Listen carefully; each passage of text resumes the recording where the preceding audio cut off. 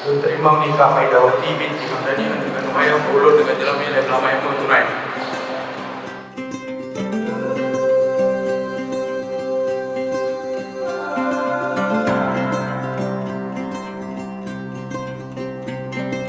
When you walked into the room, I couldn't keep my